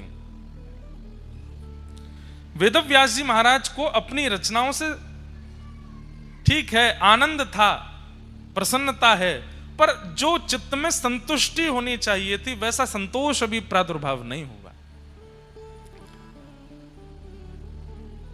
तब वहां श्री नारद जी का आगमन हुआ और नारद जी महाराज ने आकर के व्यास जी से कहा, आपके मुख पर बड़ी चिंता है। यहां जो लोग हैं उनसे ने बोल दो, बोले नहीं। नारद जी महाराज ने व्यास जी से कहा कि व्यास जी, आपके मुख पर इतनी चिंता का दर्शन क्यों? एक बात आप सब लोग बहुत ध्यान से सुनो। मैं हमेशा इस प्रसंग में एक बात कहता हूं कि व्यक्ति किसी भी योजना में लगा है और अगर उसे संतुष्टि नहीं होती है तो उसे क्या करना चाहिए, इस प्रसंग में जरूर सुनिए। आप करोड़ों रुपया कमाते हैं, आप खूब मेहनत करते हैं, दिन से रात तक लगे रहते हैं, लेकिन सब कुछ प्राप्त हो जाने के बाद भी घर है, बंगला है, बच्चे हैं, गाड़ी है, सब कुछ है, पर संतुष्टि नहीं है चित्त में। जरूरी नहीं है धनवान व्यक्ति को ही हम ये बात कह रहे हैं। दूसरे ज्ञानवान व्यक्ति खूब पढ़ लिख लिए, सब कुछ नॉलेज, सारी नॉलेज चित्त में आ गई है, लेकिन फिर भी चित्त में संतोष नहीं है। महाराज जी गौ सेवा करते हैं, गौ सेवा में संतुष्टि नहीं हो पा रही। संतुष्टि के लिए क्या किया जाए? यहां पर नारद जी महाराज व्यास जी को समझा रहे हैं कि ऐसा क्या करें जिससे हमारे कार्य से हमको संतुष्टि का भाव हो। अच्छा, कई कार्य ऐसे हैं उनमें कभी संतुष्ट होना नहीं चाहिए, जैसे कि ठाकुर जी की भक्ति, उससे कभी संतुष्ट मत हो। भक्ति से कभी संतुष्ट नहीं होना चाहिए। जो व्यक्ति भक्ति से संतुष्ट हो गया, समझ लो उसने अपना जीवन व्यर्थ कर दिया उसी दिन जिस दिन उसको संतुष्ट हुआ। 7वें दिन कथा सुनने के बाद आपने अगर ये विचार कर लिया, वाह बढ़िया हो गया, अब हमने कथा सुन ली, तो समझ जाओ कि उसी दिन से आप अपना नाश करना प्रारंभ कर दोगे। संतुष्ट कथा से नहीं होना। कथा 7वें दिन तो यूं हो कि भगवान अब दोबारा कब मिलेगी सुनने को, अभी तो मन भरा ही नहीं, अभी तो कुछ प्राप्त हुआ ही नहीं, ऐसी इच्छा। सेवा, ठाकुर जी के कितना भी सुंदर श्रृंगार करो, कितना भी बढ़िया उत्सव करो, कितने भी बड़े उत्सव कर लो, लेकिन सब आपसे प्रशंसा करके जाएं, बहुत बढ़िया उत्सव किया, बहुत बढ़िया अनुष्ठान किया, लेकिन आपके चित्त को असंतुष्टि ही होना चाहिए। अभी कुछ हुआ नहीं, अभी और करना है मुझे, अभी और करना है। पर सांसारिक क्रियाओं से संतुष्टि होनी आवश्यक है। भोजन से संतुष्ट होना चाहिए, धन से संतुष्ट होना चाहिए, परिवार से संतुष्ट होना चाहिए, पत्नी, पति, बच्चे, खानदान और ये सब व्यवहार, इनसे संतुष्ट होना चाहिए। अगर इसमें असंतुष्ट हैं तो आप महासंसारी बनते चले जाओगे। इसमें संतुष्ट होना आवश्यक है। वेदव्यास जी महाराज मानव कल्याण के लिए निकले हैं, इसलिए उनकी संतुष्टि आवश्यक है। क्योंकि किसी के कल्याण के लिए कुछ करना चाहते हैं और कल्याण करने वाला स्वयं संतुष्ट नहीं है, तो जिसका वो कल्याण करना चाहता है वो कैसे संतुष्ट होगा? व्यास जी महाराज ने मन में विचार किया क्या करें।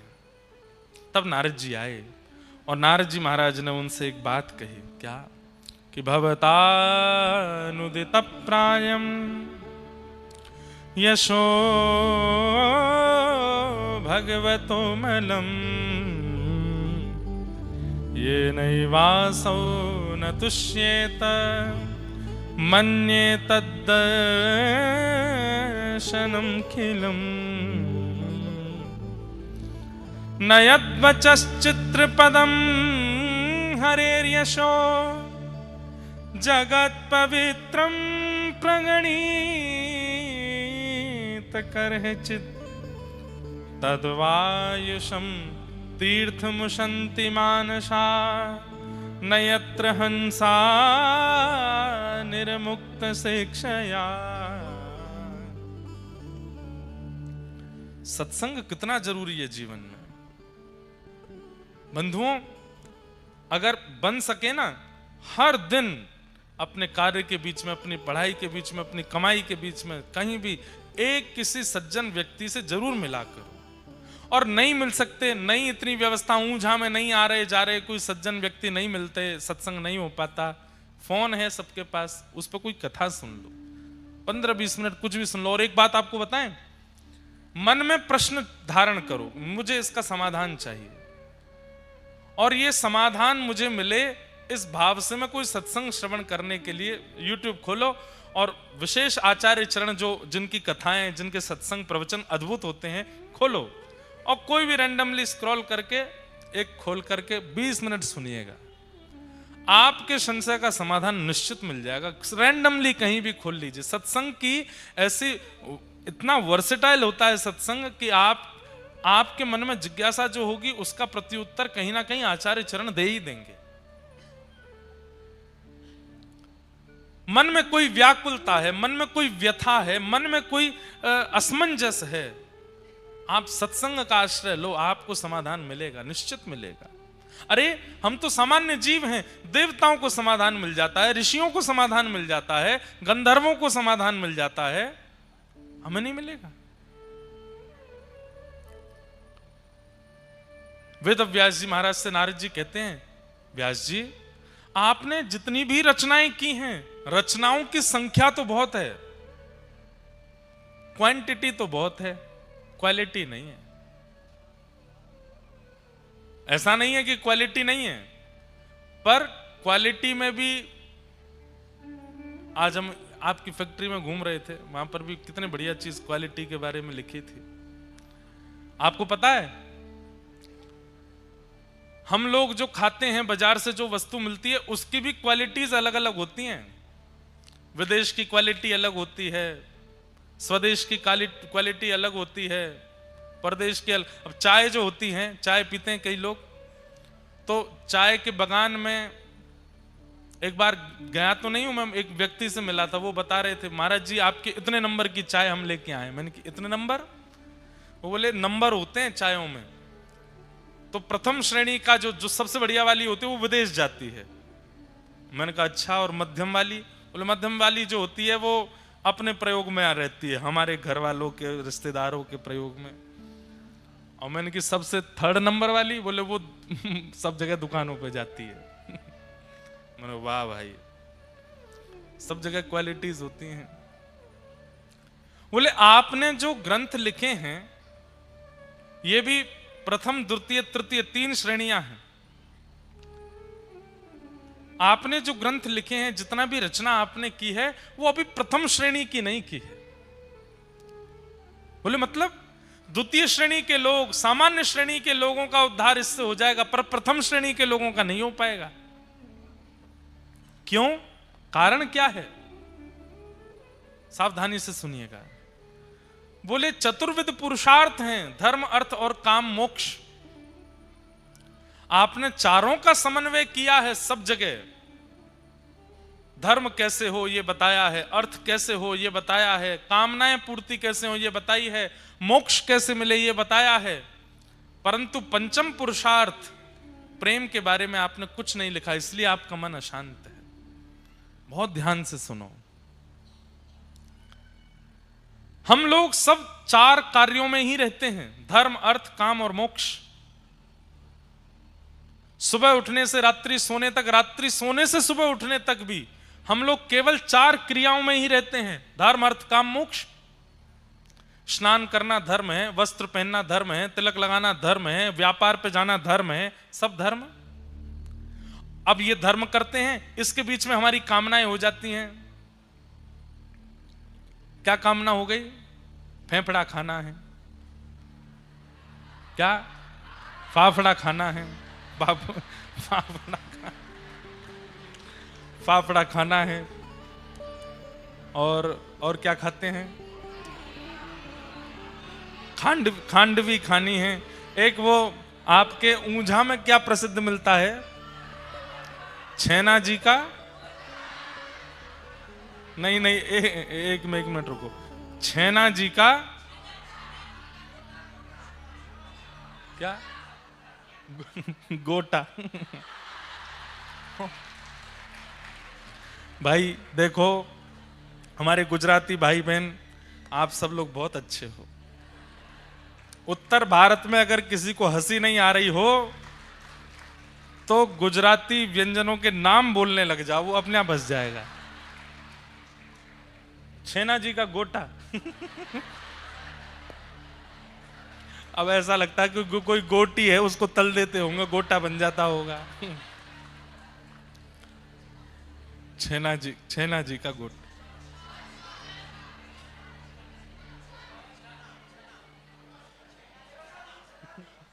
छना जी का गोटा। हमने सुना है कि गुजरात के लोग जब नाथद्वार जाते हैं, माउंट आबू जाते हैं या वापस अहमदाबाद जाते हैं तो ऊंझा वही खाने रुकते हैं, क्या? गोटा। वाह भाई, छना जी का गोटा। तो बढ़िया है, हमें भी थोड़ा स्वाद तो कराना कैसा है। तो सुनिए, जहां बात चल रही है वहां आ जाओ। अभी तक तो पता था फाफड़ा, ढोकला, खांडवी, खमन होता है, और है वो, अरे सब पता है। अब तो गोटा आ गया नया, बढ़िया है। थेपला, वाह। मन हो रहा है कि कथा विश्राम करके प्रसाद ही पालें, बढ़िया आज। तो धर्म हम सब करते हैं, अपने कार्यों के लिए जाते हैं। कोई बिजनेस करता है, कोई जॉब करता है, कोई मंदिर में बैठते हैं, पुजारी जी बनते हैं, कोई हस्तरेखा देखता है, एस्ट्रोलॉजर हैं, कोई प्लेन उड़ाता है, कोई रेल चलाता है, कोई गाड़ी चलाता है। सब धर्म कर रहे हैं। हमारा जीवन का प्रथम मूल्य आप देखेंगे, इन चारों से बाहर जाते ही नहीं हम। सबसे पहला धर्म, इसके बीच में अर्थ।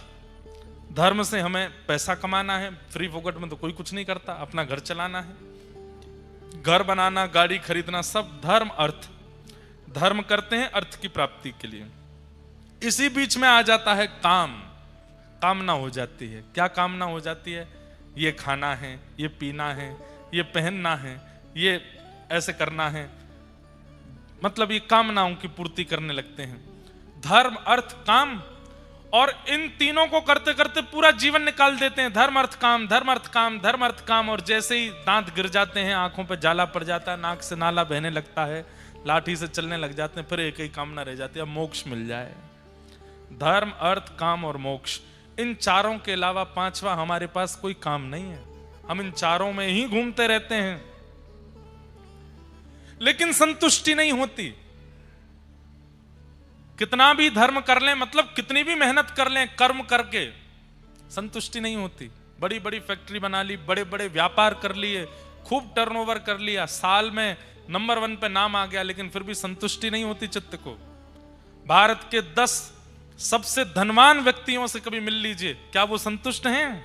ना, संतुष्ट नहीं। इतना पैसा आता है फिर भी संतुष्ट नहीं है। इतना धन कमाने वाले, धर्म करने वाले संतुष्ट नहीं। कामनाओं की पूर्ति करने वाले लोग, ऐसे ऐसे लोग रहते हैं हमारे भारत में और हमारे देश में, जो सुबह का नाश्ता अगर मन कर गया कि बेंगलोर की इडली खानी है तो फ्लाइट पकड़ के बेंगलोर जाते हैं, वहां इडली खा लेते हैं। दोपहर में मन हो गया बड़ा पाव बंबई का खाना है तो बंबई की फ्लाइट पकड़ के बंबई में बड़ा पाव खाते हैं। रात्रि में मन हो गया दुबई में जाके भोजन करना है तो दुबई पहुंच के भोजन करते हैं, रात्रि का सो जाते हैं। ऐसे ऐसे शौकीन लोग भी हैं, पर उनसे जाके पूछिए संतुष्ट है? संतोष है चित्त को? संतुष्ट नहीं। पर आओ हमारे वृंदावन, द्वार द्वार जाकर के मधुकरी मांग करके पाने वाले बाबा, श्री राधा श्री राधा श्री राधा, युगल नाम सो नेम जपत नित कुंज बिहारी। कुंज बिहारी श्री हरदास नाम जप करवे वाले बाबा से कहो, बाबा रूखी रोटी पाओ, छिलका वाली दाल से भोजन करो, कभी कछु नाम ले, चंदन लगाओ, रज में लोटे रहो, संतुष्ट हो। बोले हम ते बड़ो संतुष्ट कोई नहीं, हमसे बड़ो आनंद में कोई नहीं, हम ते ज्यादा सुखी कोई नहीं, हम ते ज्यादा प्रसन्न कोई नहीं, हमसे ज्यादा सुख में कोई नहीं है। अरे आपके पैरों की एड़ियां फट गई परिक्रमा करते करते, शरीर की स्थिति ऐसी जर्जर होती जा रही है, बाबा फिर भी कह रहे हो संतोष है? बोले क्यों? हाँ हम बहुत संतुष्ट हैं, बहुत संतुष्ट हैं। वास्तव में बंधुओं, इंद्रियों को जागृत करने वाला असंतुष्ट हो जाता है और इंद्रियों की इच्छाओं को सूक्ष्म कर देने वाला परम संतुष्ट हो जाता है, परम संतोषी हो जाता है। पर यहां पर नारद जी की मानो तो नारद जी क्या कह रहे हैं?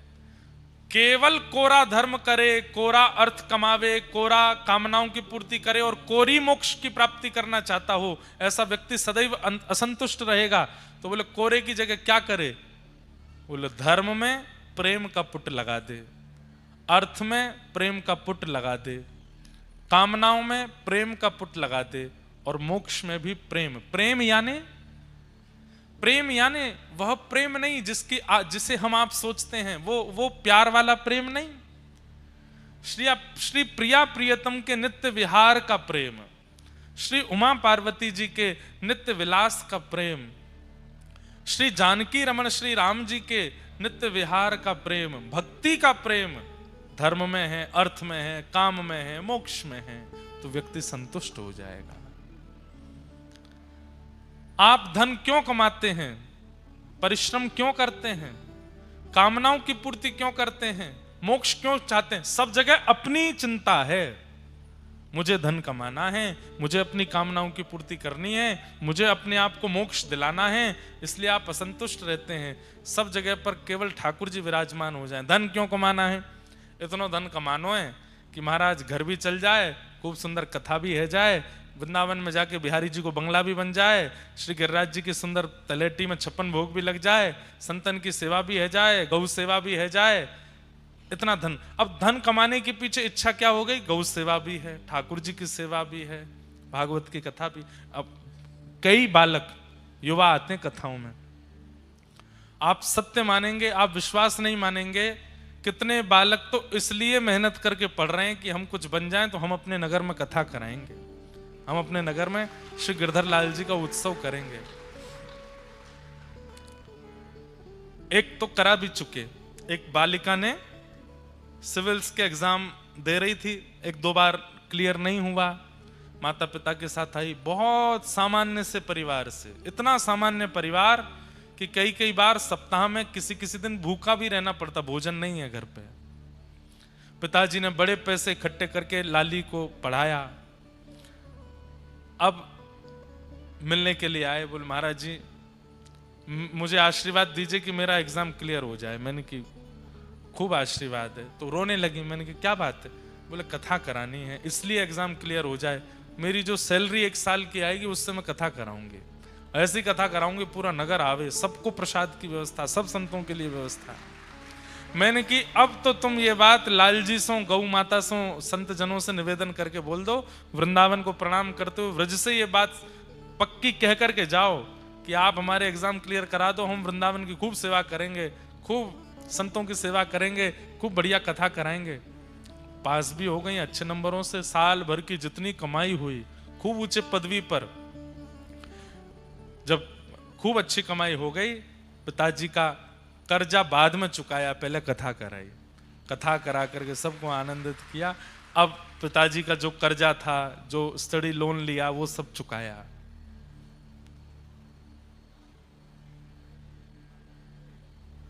एक बालक, साइंस का स्टूडेंट, अब उसको कथा से ऐसी रुचि हो गई, अब पढ़ने लिखने का मन नहीं, वृंदावन में रहना है, वृंदावन में रहना है। माता पिता से लड़े रोज, मुझे वृंदावन जाना है। माता पिता ने हमसे मिलाया, बोले महाराज जी कुछ कहो आप इसको। हमने कहा वृंदावन रहना है। पहले क्या सोच रहे थे? बोले कथा सुनने से पहले मन था डॉक्टर बने। मैंने कहा अब जाओ डॉक्टर बनो।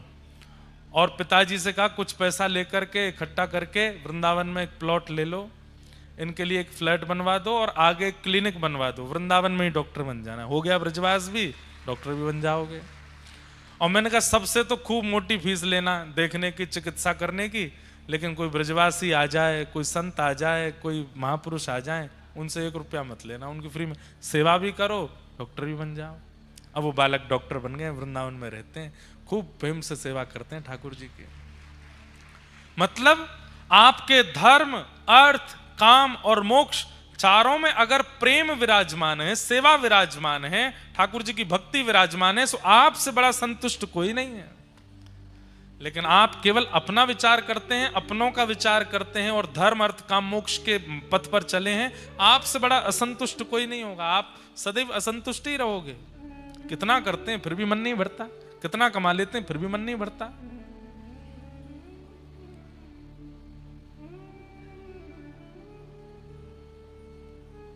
इसलिए अपनी प्रत्येक क्रिया में अब ठाकुर जी को विराजमान कर लो।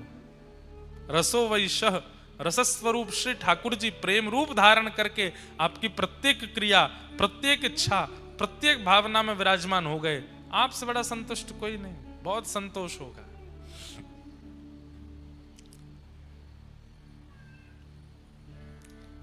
नारद जी महाराज व्यास जी को समझा रहे हैं, व्यास जी धर्म, अर्थ, काम, मोक्ष चारों की व्याख्या आपने सारे पुराणों में की है, पर कहीं भी प्रेम का पुट नहीं लगाया, इसलिए आप असंतुष्ट हो।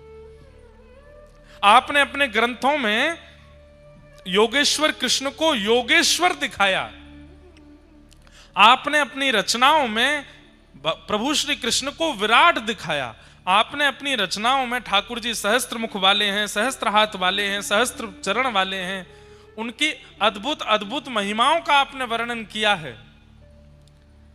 लेकिन वही ठाकुर जी कितने प्रेमी हैं ये आपने नहीं बताया, इसलिए आप असंतुष्ट हो। आपने उनके वैभव का प्रकाश कर दिया, आपने उनके प्रभाव का प्रकाश कर दिया, उनके स्वभाव का प्रकाश नहीं किया है, इसलिए आप असंतुष्ट हो। किसी भी ग्रंथ में आपने ये वर्णन किया कि व्रज में ठाकुर जी कैसी लीला करते हैं, गोपियों के साथ कैसा विहार करते हैं, अपने मधुमंगल, श्रीदामा, तनसुका, मनसुका जैसे सखाओं के संग ठाकुर जी कैसी लीला करते हैं, आपने कहीं वर्णन किया? नहीं, इसलिए आपका मन असंतुष्ट है। वही परमात्मा जिनकी भ्रगुटी टेढ़ी करने पर भूचाल आ जाता है, पृथ्वी डामाडोल हो जाती है, वृंदावन में छचिया भरी छाछ पे नाच नचायो, थोड़ी सी छाछ के लिए नृत्य करते हैं, आपने कहीं वर्णन किया? नहीं किया। ब्रह्मांड नायक सर्वेश्वर श्री कृष्ण नारायण स्वरूप में पूरे ब्रह्मांड का संचालन करते हैं, लेकिन व्रज वृंदावन की लीला में मैया से चंद्रमा मांगते हैं, आपने कहीं वर्णन किया? चंद्र खिलौना ले हूं सुमैया मोरी।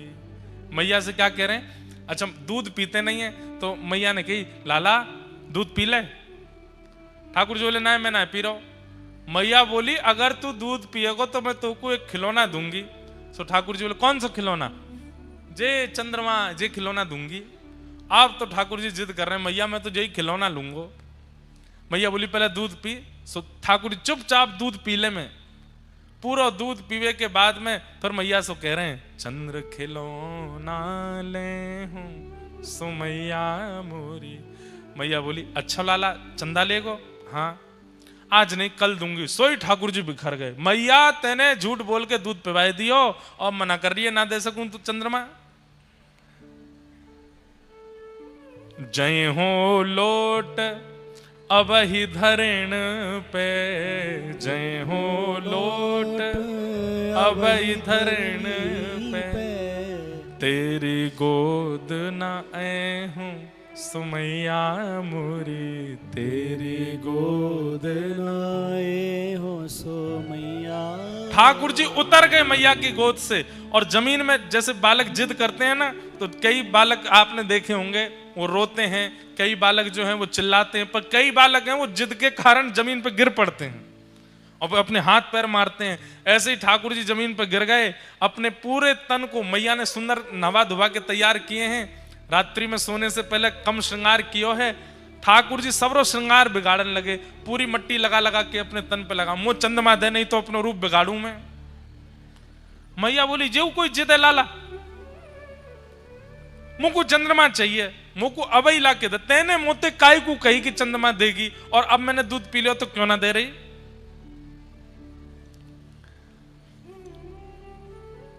मैया बोली अच्छा लाला आ गयो चंद्रमा आ गयो। सो मैया ने कहा कि खिड़की पे एक परात रख दई, वहां में जल भर दियो। सो चंद्रमा को प्रतिबिंब आ गयो, चंद्रमा वहां में दिखन लगो। सो मैया ने गोद में लाल जी लिए, देखी आ गो चंद्रमा। ठाकुर जी मैया जी हमारे कमरा में आ गो? बोले हाँ। अच्छा मैया जाए तो कह दे मेरे पास आ जा। मैया बोली देख तू छेड़ा मत, भग जाएगा नहीं तो। ठाकुर जी नहीं छेड़ूंगा। देखते देखते देखते ठाकुर जी को क्या चंगाई, जोरते हाथ मारो, सोई पानी छलक गयो, चंद्रमा तो गायब। फिर से रोने लगे मैया तू मुझको बावड़ो बनावे हैं या परात में जल भर के मोते यूं कह रही है चंद्रमा आएगो।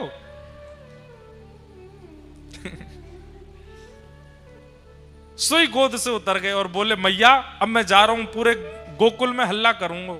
मैया बोली कहा हल्ला करेगो? हूं तो सुत में नंद बाबा को, हूं तो सुत में नंद बाबा पर तेरो सुत ना कहे हूं सुमैया मोरी, तेरो सुत ना कहे। मैया मैं पूरे गोकुल में हल्ला कर दूंगा। कहा आज के बाद यदि मोते कोई ने यशोदा को लाला कही तो वापस गोबर फेंक के मारूंगा। मैं तो नंद बाबा को लाला हूं, तेरो लाला ना हूं मैया। बालक गुस्सा में कह दें मैं तो पापा का बेटा हूं आपका नहीं हूं, ऐसे कह देते हैं। ऐसे ठाकुर जी कह रहे हैं हूं तो सुत में नंद बाबा को, तेरो सुत ना कहे। जैसे ही ठाकुर जी ने कही कि मैं नंद बाबा को लाला हूं, तेरो लाला ना हूं, मैया को हृदय करुणा से भर गयो। मैया अरे मेरो लाला इतको आजा, इतको आजा, मेरी सुन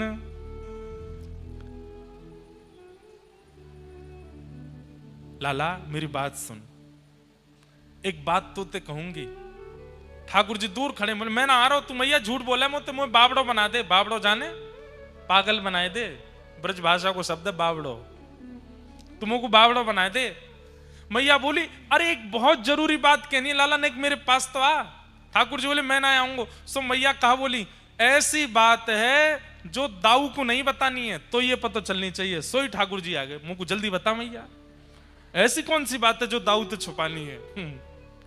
जैसे बच्चे बिल्कुल बच्चे ऐसे ही होते हैं ठाकुर जी जैसे। बच्चों को भी बुलाओ नहीं आवे तो उनसे सुन तेरी बहन को बता दूंगी, नहीं तो तू नहीं आएगा तो तुरंत आ जाएगा। अच्छा मुझे बताओ मुझे क्या बात है। तो ऐसी मैया ने कही ऐसी एक बात है लाला दाऊ को नहीं बतानी है तो को पता चलनी चाहिए। सोई ठाकुर जी आ गए, गोदी में बैठ गए। मैया जल्दी कह दे मेरे कान में क्या बात है। बोले चंद्रमा तू सुंदर, चंद्रमा तू गोरो, चंद्रमा तू ज्यादा आकर्षक, तो कु नई दुल्हनिया ले हूं। लाला तू तो चंद्रमा को रो रहा है, मैं तेरे काजे सुंदर सी दुल्हन लेके आऊंगी। ये बात सुनते ही ठाकुर जी तो खड़े हो गए। मैया सांची बोल। बोले हाँ सांची, मेरे सौ खा के बोल तो मुझको मेरो ब्याह करावेगी। मेरी सुन प्यारी मैया। बोले कहा मैं अवई ब्याहवे जय हूं, अवई ब्याह करा मेरो। अब तो ठाकुर जी फिर रोने लगे। मैया बोली मैंने कहा कियो, या तो बढ़िया तो चंद्रमा ही तो वाके काजे रो। अब रोने लगो। बोले कहा मेरो ब्याह कराओ, अबई ब्याह कराओ। अब तो कभी गोबर में लोटे, कभी जमीन पर लोटे। मैया मैं अबई ब्याह करूंगा। रात भर नहीं सोए। मैया बोली लाला तू तो बला को इतना उद्यमी है, कहा बताऊं तेरे। नारद जी महाराज बोले व्यास जी ये लीला आपने कहीं प्रकट की? वे तो व्यास जी बोले नहीं ये लीला तो मैंने प्रकट नहीं की। तो फिर मन को संतोष कैसे मिले? आपने उन्हीं कृष्ण को परब्रह्म दिखाया, परमात्मा दिखाया, जगदीश्वर दिखाया, पर वही कृष्ण ऐसी लीला यशोदा मैया के संग करते हैं, ये कहीं वर्णन किया? तम गो रजत छुरित कुंतल वद्दवरह वन्य प्रसून रुचिरे छड़चारुहासम। गैयाओं के संग कैसी लीला ठाकुर जी करते हैं, ये आपने कहीं वर्णन की?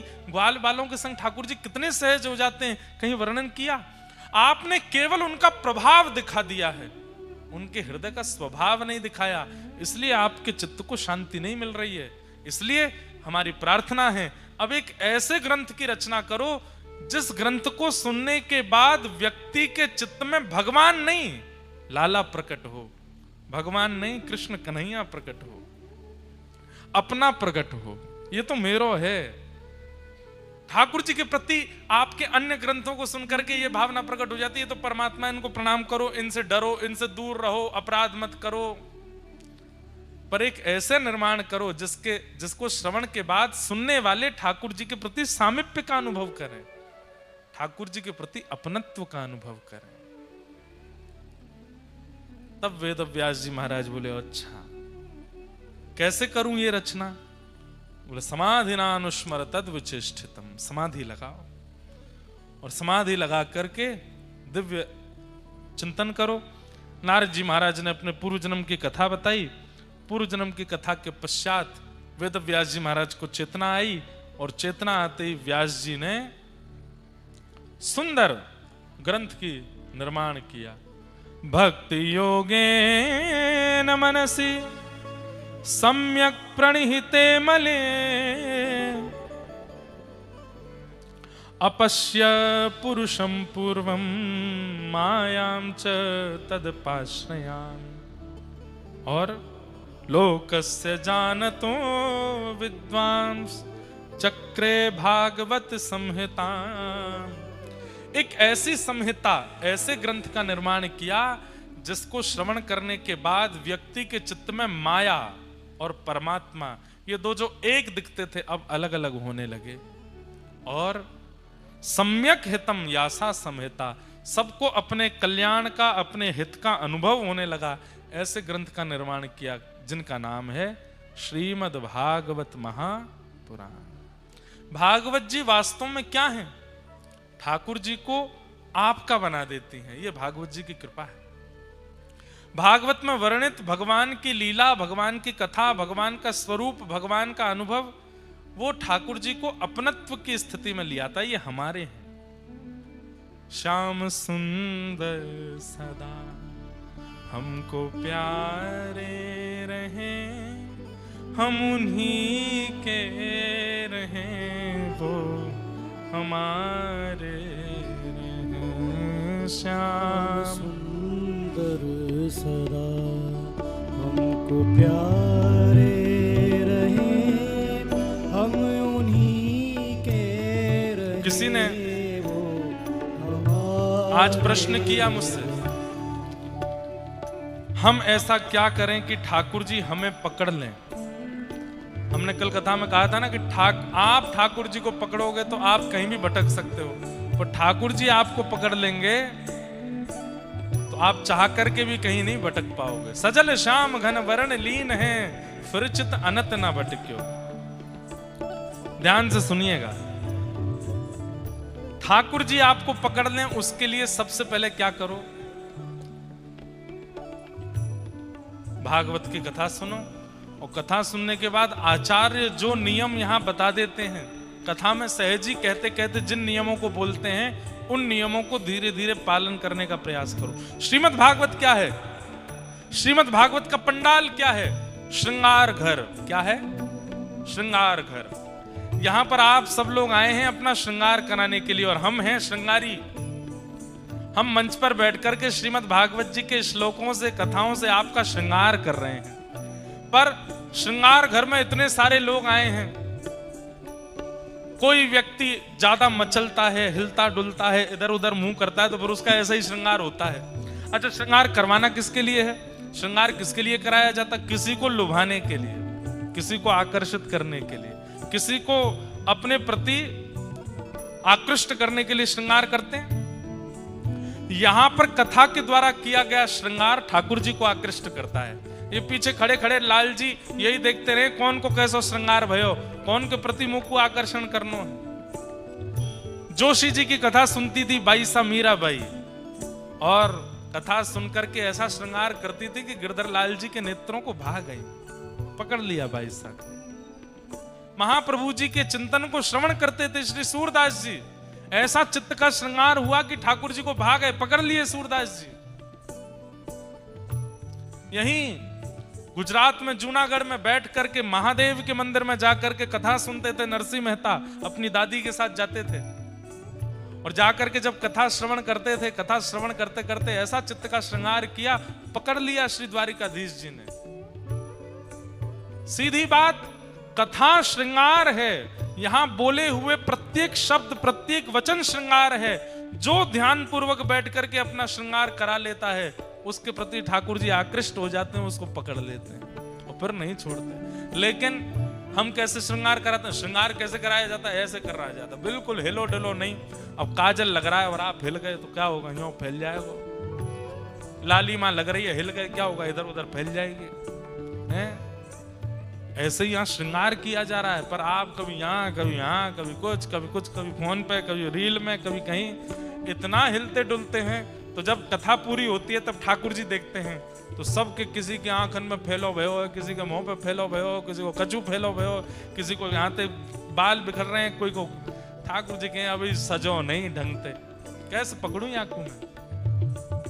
लेकिन जो ध्यान पूर्वक कथा के एक एक शब्द को अपने चित्त पर श्रृंगार के रूप में धारण करता है, ये रीझ जाते हैं और ये रीझते ही उसको पकड़ लेते हैं, और जैसे ही पकड़ते हैं फिर वो नहीं भाग पाता कहीं भी। इसलिए भैया ठाकुर जी को ऐसा क्या करें कि ठाकुर जी पकड़े? कथा रूपी श्रृंगार से अपना श्रृंगार कराओ, ठाकुर जी रीझ जाएंगे। हम उन्हीं के रहे वो हमारे रहे हो, हम उन्हीं के रहे वो हमारे रहे। जिस डगर से मुरलिया की धुन आएगी, जिस डगर से मुरलिया की धुन आएगी, जिस डगर से मुरलिया की धुन आएगी, जिस डगर से मुरलिया की धुन आएगी, उस डगर पे उमरिया ये कट जाएगी, उस डगर पे उमरिया कट जाएगी, उस डगर पे उमरिया ये कट जाएगी, उस डगर पे उमरिया कट जाएगी, हे उस डगर पे उमरिया ये कट जाएगी, उस डगर पे उमरिया कट जाएगी। उनकी तस्वीर मन में बनाए रहे हम उन्हीं